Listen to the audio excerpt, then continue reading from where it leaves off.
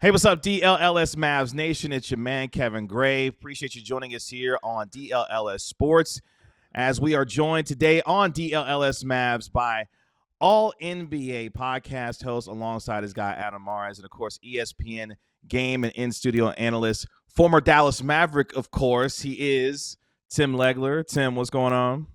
What's happening? Anything new in Dallas? What's going on? Just a little bit since the last time we had a chance to talk. In fact, for those who are going to be watching the game on ESPN tonight as we record this, Tim will be on the call with Dave Pasch and George Sedano as the Warriors take on the Dallas Mavericks in a late tip-off on Wednesday evening. But obviously, Tim, you know as well as anyone what the conversation has been around here over the last now 11 days or so, and it's the fact that Luka Dončić is no longer in a Dallas Mavericks uniform. Before we get into specifics of the trade itself and how the Mavericks can potentially look with Anthony Davis once he comes back to be healthy, just your overall thought on how the trade went down, your feelings about it when you saw it, and how things have played out now that Luka's made his debut in a Laker uniform.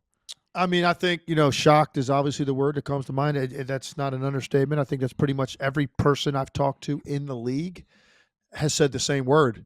Even lifers in the NBA, guys who you think have seen everything by now, were in the same state of mind. So that's the first thing. Just shocked. Couldn't believe that an organization would make a decision to make a guy that is 25 years old, that is the talent level of Luka Dončić, that's already had success in the league. It's not like he's been in the league 6 years and you're 500 every year getting bounced in the first round. Like this is a team that went to the finals, that went to a conference finals a couple years before that, all by the age of 24, which is when it took place last year. That you would willingly make a guy like that available, and he hasn't forced his way out. He didn't leave as a free agent. He wasn't involved in a scandal that sullied his name, and you're just trying to move on from him. Like, none of those things are true. The reasoning behind it, hopefully we'll get more into that tonight. And when I get over to the arena, get a little bit more from the team's perspective. I don't know that's going to change the way I feel about it. I just don't, you cannot, to me, lose a player by your own volition that is a generational talent. That is one of the most dominant offensive players this league's ever seen. I just don't think you can do that. I think it's there's some irresponsibility associated with that. That's very short-sighted on what your approach is going to be for the next several years. I mean, they gave a window of 3 to 4 years, I believe, is what That's right. Nico Harrison said at the press conference, and he labeled that winning now and in the future, and then he went on to say 4 years. I mean, Luka Dončić potentially could be the cornerstone go-to player to control the game for your team for the next 12 years. So, to me, I even think, like, even if they win it this year, Dallas, I mean, and I don't think they're going to, but let's just say it pans out beautifully for them. They win it. They go on a run and they win the whole thing. I still don't think that covers up the wound that this fan base feels, because first of all, you could have done that with Luka too, for all you know. And more importantly, you know what's going to happen for the next decade. That's what it's about. And because not only, listen, you don't only give away your best talent, and one of the best talents this league's really ever seen, you also took away the entertainment value for your fan base. And I'm not saying you keep a dude just because he's entertaining if you're not winning. Luka provided both. And so for them to kind of hone in on this conditioning thing and the seriousness of which he treats his body in the offseason, and is he a grinder, and is he Giannis in his offseason approach, or Kobe, or one of those guys? If that you're so honed in on that you're overlooking his just talent, and then also how great he's been in the playoffs, which is something that is also rare to find, that superstar that's better in the playoffs, which Luka has been. And that's this conditioning thing, if that's really what this is about, overrides all of that. I just think that's, to me, really kind of mind-blowing.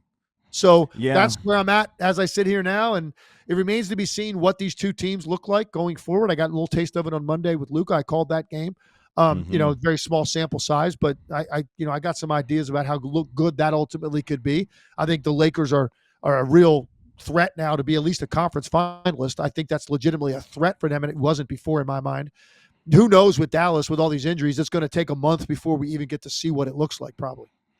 Yeah, and a couple of things you started to allude to. If Luka Dončić could be this good with the quote-unquote conditioning issues that he had, he might be even better than what we realize once he does, quote-unquote, get those conditioning issues together, because making 5 first-team All-NBA selections in a row and having those issues reportedly, from the team, it's kind of frightening to think what he could be if he, quote-unquote, gets motivated to be able to be the kind of guy in the shape going forward. But you also started to allude to as well, Anthony Davis made his debut against the Houston Rockets. He reportedly will be out for several weeks dealing with the left adductor strain that he has currently right now. But in that first half, Tim, the Mavericks defensively were an absolute juggernaut. Alperen Sengun at points did not want any parts of Anthony Davis going into the lane, and the Mavericks that day set a team record with 18 blocks. But the presence of an Anthony Davis on both ends of the floor, you saw the entire repertoire, whether it be getting into the post, knocking down threes, the deterrent on the defensive end.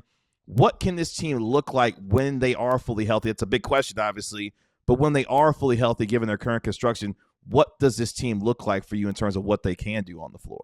Yeah, well, look, a big part of this, from the Mavericks' perspective, Anthony Davis has made it clear he wants to play the 4. He'll be on the court once they're healthy, either Gafford or Lively most of the game.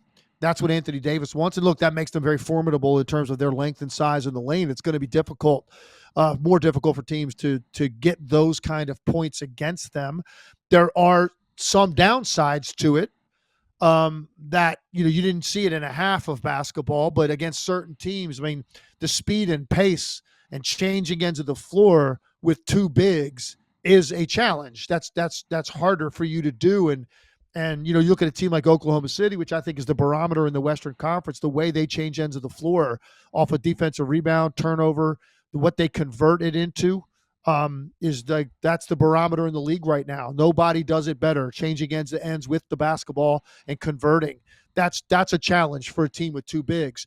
So that's something you're going to look at. But there's no doubt Anthony Davis is a game changer defensively.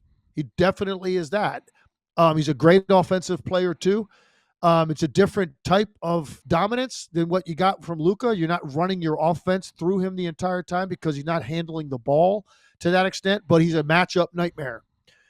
So now let's see. It's very difficult. He had a great first half. Who knows ultimately, though, what their team will look like and the way they're going to run their offense through him more. It's a completely different look than the ball being in the hands of a dominant ball handler, breaking your defense down, drawing multiple guys, and finding anybody on the court or scoring the way Luka did. And now it's different. Anthony Davis primarily is going to be a scorer when he gets into his opportunities, and it's going to be with very little dribbling going on ahead of that, breaking the defense down. So it's just a different look. We didn't see it enough to know. I got to wait and see. I can tell you the upside of Anthony Davis and what he brings to the table. I can tell you some of the things that are going to look differently for them offensively, but until they all get out there and do it, it's hard to know ultimately what the floor and ceiling are for this team. And to that point, I think that's one of the biggest disappointments for Mavericks fans is that they have not seen this team, whether it was before or after Luka Dončić, fully healthy at all. Have you seen this before in terms of the amount of injuries at the different various points? Teams go through it all the time, but it feels particular to the Mavericks given what they were just less than a year ago and where they are now and what that means for this team going forward. Have you seen anything quite like this in terms of what the Mavericks have gone through? No, especially what just happened to him. You make the trade and it's incredible because Anthony Davis, that had to be a pretty tumultuous 48 hours, whatever it was, from the trade to when he played, 72 hours, whatever it was. He comes in, he gives you a tantalizing look at what he is. And look, he handled it well, man, and he handled it. He was upbeat about it. He was coming in with a positive attitude, and then he said, it's my job to give them some hope and basically remind them who I am. Because they're suffering right now. And it's like he understood that too. The connection to Luka, it's hard for a fan base to move on from that. He came in and just showed you a little sample. Like, this is what I'm about. And then all of the concerns, if you're like trying to trash the trade, in addition to, give up Luka for a guy that's always hurt all the time. Like, that's what people were screaming. And even though he's been a lot better the last couple of years, so like he actually put some of that narrative to bed 76 games last year, for the most part healthy this year. Like, he put a lot of that to bed, man, and it's been great when he plays. And then sure enough, it happens right away. Like first game, he goes down. It just reinforces people questioning that. And then right behind it, Daniel Gafford goes down. So now the thing that you were looking at is being, hey, we're going to differentiate ourselves with these two bigs. Very few teams are doing that. Now we don't see any bigs. Like, that's what we're going to have to do. Now, fortunately, they'll gobble up some of this time with the break. That's a week with no games. That helps when you're going to be out for an extended period of time. At least that's 1 week where there's no games. So it slows it down a little bit in terms of games missed. Again, man, everybody wants to know definitive answers. What are they going to look like? How good are they going to be? I mean, you have to see it. Same with the Lakers. I saw some stuff on Monday when I called the game, like that get your head spinning, like the possibilities offensively with these three players, and I'm going to put Austin Reeves in there as well, is pretty incredible. But there's also some issues defensively, playing smaller lineups and things that they're probably going to have to do. What does that look like? 24 minutes of Luka Dončić is not enough to know. So we got to wait, man. We got to wait, and it's going to be probably 10 games after the break for the Lakers, maybe more for the Mavericks, because some of these guys might be out longer, before you really get a taste of it, man, and enough to know, like, how do they really stack up?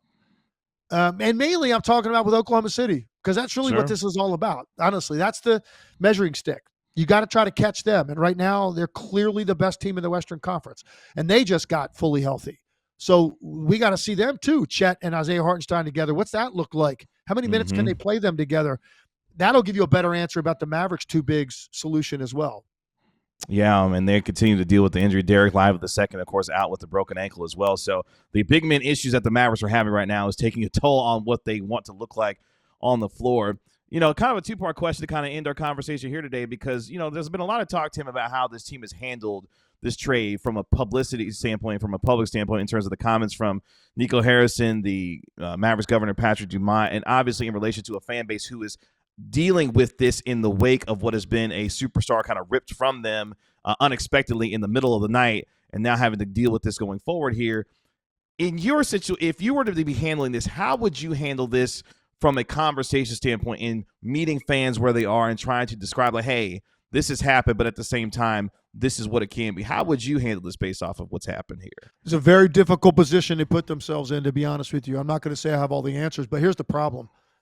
Without a much more definitive reason and description of your concerns about Luka Dončić, getting really specific about it, and if you do that, it just comes off like you're just trashing a player that this city loves, that they're not seeing any of it from the outside. I'm sure people see some of the stuff. Yeah, he doesn't commit fully as a defender. He complains with the officials too much. It puts his team in a bad spot sometimes in transition when he's in the backcourt, talking to a ref all the way up the floor, and you need him back on defense. Some of the stuff when he comes into the season, he looks a little slow and sluggish at the start because maybe he's carrying a little bit too much weight. He wasn't as intent with his offseason workouts as you would love him to be. I'm sure fans see some of that stuff, but you know what else they see? They also see a dude that's 33, 9, and 9 every night that is incredible in pressure situations in the playoffs and is just so fun. So when you buy tickets to a Mavericks game, you're about to be entertained, even with all that stuff, that baggage that you might say he's carrying. That's not anywhere close to enough to explain to the fan base how you could do it. Hell, it's not enough to explain to most people inside the league that do this for a living that have to make these decisions. So that's the problem they have. Maybe there are much more specific examples, and maybe there's more stuff even there that don't involve his conditioning. Maybe it's just like the way he carries himself every day, his lack of leadership. I don't know what they would say. But I know that they haven't really done it, and you really can't do it because he's too popular. He has won, to a certain extent at least, gotten to a finals by that age. So without really laying out the case where you really feel like that's what you're doing, building a case to justify the trade, the people are left scratching their heads. And everybody says the same thing that I talked to. There has to be more to this. The problem is, if you uncover all that and you're the Mavericks, that's a bad look for the organization to a guy that is really just beloved in this city.